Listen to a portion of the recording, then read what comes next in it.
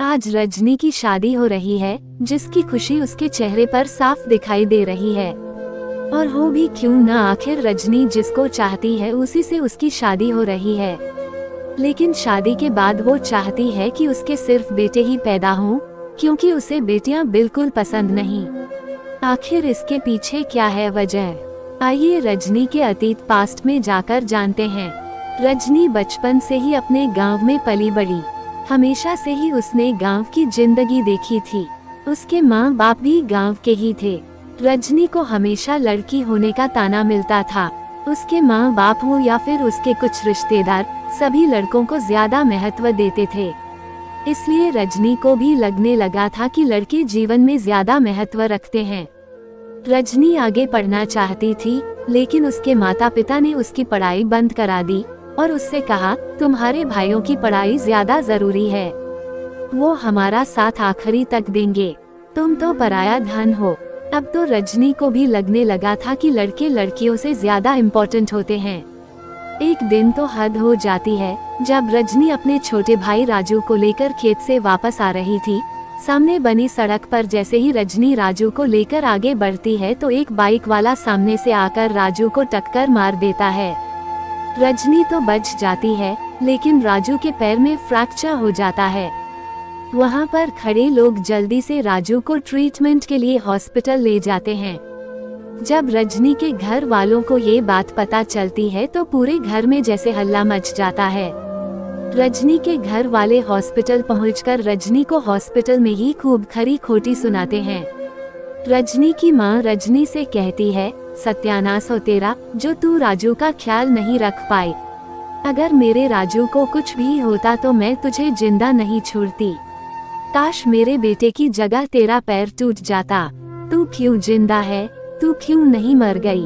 ये सारी बातें जैसे रजनी के दिल को तोड़कर रख देती हैं। उसे पूरी तरह से यह एहसास हो जाता है कि लड़की होना एक अपराध है, लड़की नहीं होनी चाहिए। अब वह जब भी किसी लड़के को देखती तो अपने बारे में सोचती कि काश मैं भी एक लड़का होती तो मुझे भी महत्व मिलता।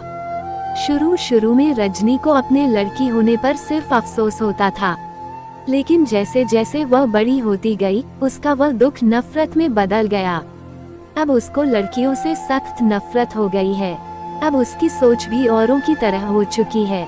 वह चाहती है कि सबके घर सिर्फ लड़का ही जन्म ले। उसको लगता है कि जिस घर में लड़की पैदा होती है, वह घर मनहूस हो जाता है। बड़ी होने के बाद रजनी का एक ही सपना है कि उसकी शादी हो और उसका एक चांद सा बेटा पैदा हो। आज रजनी के लिए वह खास दिन आ ही जाता है, क्योंकि आज रजनी की शादी हो रही है।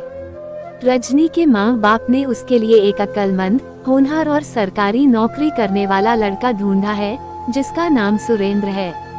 सुरेंद्र एक बहुत ही अच्छा और ऊंची सोच वाला इंसान है। सुरेंद्र और रजनी की सोच आपस में बिल्कुल नहीं मिलती। सुरेंद्र रजनी से बिल्कुल अलग है। सुरेंद्र से शादी होने के बाद रजनी बहुत खुश रहती है और सुरेंद्र से कहती है कि मुझे उस वक्त का इंतजार है जब हमारा एक प्यारा सा चांद जैसा बेटा होगा। इस पर सुरेंद्र रजनी से कहता है कि लड़का हो या लड़की, बच्चे तो हमारे ही होंगे ना, मेरे लिए दोनों ही बराबर हैं। हाँ, लेकिन अगर बेटी पैदा हो जाए तो मुझे और भी ज्यादा खुशी होगी। सुरेंद्र की ऐसी बातों से रजनी को बहुत गुस्सा आता है और वह सुरेंद्र से बहस करती है कि उसे लड़का ही पैदा होगा। सुरेंद्र रजनी के ऐसे बर्ताव को पसंद नहीं करता, लेकिन बात ज्यादा आगे न बढ़े इसलिए वह चुप हो जाता है। कुछ समय के बाद रजनी प्रेग्नेंट हो जाती है और उसे लड़का पैदा होने का इंतजार रहता है। उसका लड़का ही पैदा हो, इसके लिए वह हर जद्दोजहद करती है। यहाँ तक कि वह ढोंगी बाबा तक के पास जाती है। रजनी की इन हरकतों को सुरेंद्र नोटिस कर लेता है और उसको अंधविश्वास वाली चीजों से दूर रहने को कहता है। लेकिन रजनी सुरेंद्र की एक भी बात नहीं मानती और छुप छुप कर ऐसी चीजें करती रहती है। लेकिन कहते हैं न कि ईश्वर के आगे किसी की नहीं चलती, वह जो चाहेगा वही होगा। रजनी की इतनी कोशिशों के बाद भी उसे लड़की पैदा होती है।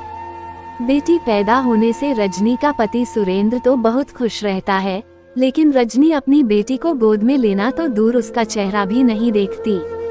हॉस्पिटल में नर्स रजनी से कहती है, मुबारक हो, आपको बहुत ही प्यारी सी बेटी हुई है। तो रजनी उस पर गुस्सा करते हुए कहती है कि बेटी नहीं, मनहूस पैदा हुई है। नर्स रजनी के ऐसे बर्ताव से डर जाती है और रूम से बाहर चली जाती है। थोड़ी देर के बाद सुरेंद्र रजनी के रूम में आता है और खुशी से अपनी बेटी को गोद में लेकर रजनी के करीब जाता है और रजनी का धन्यवाद करता है कि उसने इतनी प्यारी बेटी पैदा की। रजनी गुस्से से मुंह मोड़ लेती है और सुरेंद्र से कहती है, रखो तुम अपनी बेटी अपने पास, मुझे तो बेटा चाहिए था, बेटी नहीं। रजनी के ऐसे व्यवहार से सुरेंद्र को गुस्सा तो बहुत आता है, लेकिन सुरेंद्र अपने गुस्से को पी जाता है और रजनी को समझाता है कि बेटी हुई है तो क्या हुआ, है तो वह हमारा ही खून न।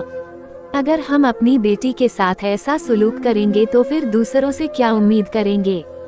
सुरेंद्र के इतना समझाने के बाद भी रजनी उसकी एक नहीं मानती और न ही अपनी बेटी को अपना दूध पिलाती है।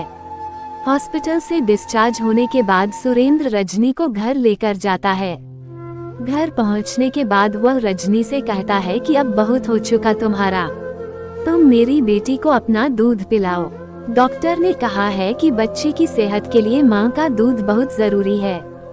रजनी सुरेंद्र की बात नहीं मानती और कहती है, मैं किसी भी कीमत में इस मनहूस को अपना दूध नहीं पिलाऊंगी, चाहे कुछ भी हो जाए। इस पर सुरेंद्र को बहुत गुस्सा आता है और वह रजनी को धमकी देता है, अगर मेरी बेटी को कुछ हुआ तो मैं तुझे डिवोर्स दे दूंगा।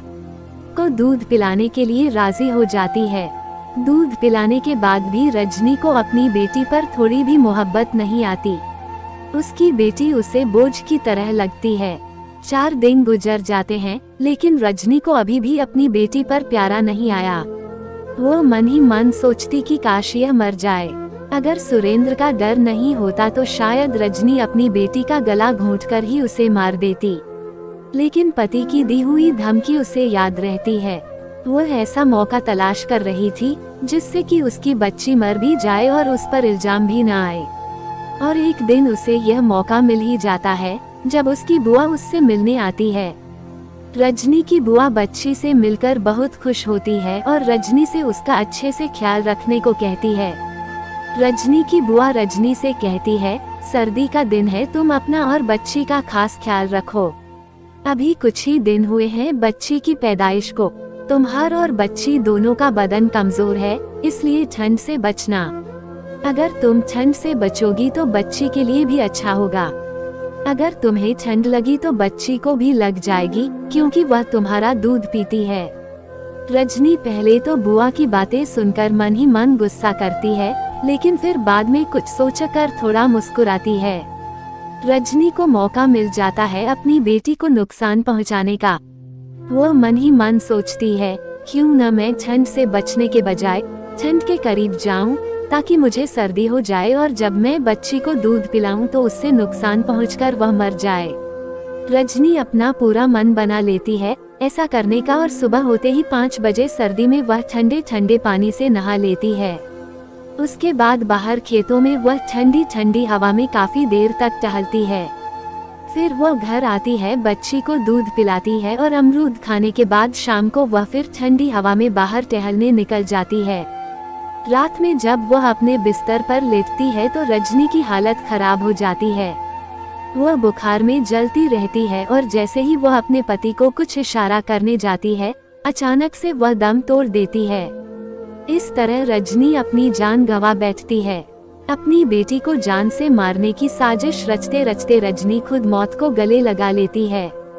वहीं उसकी बच्ची बिल्कुल सही सलामत जिंदा रहती है। मोरल इस सच्ची कहानी से हमें ये सीख मिलती है कि जो लोग दूसरों के लिए गड्ढा खोदते हैं वो खुद उस गड्ढे में गिर जाते हैं। इसके अलावा बेटी से नफरत करने वालों का अंजाम क्या होता है, वो रजनी की मौत से साबित हो गया। जब बात बेटी की आती है तो ईश्वर भी बेटी का ही साथ देता है, क्योंकि बेटी बोझ नहीं ईश्वर का वरदान होती है। अगर आपको कहानी अच्छी लग रही है तो वीडियो को लाइक करना और चैनल को सब्सक्राइब करना मत भूलिएगा, इससे हमें भी अच्छा काम करने का मोटिवेशन मिलता है।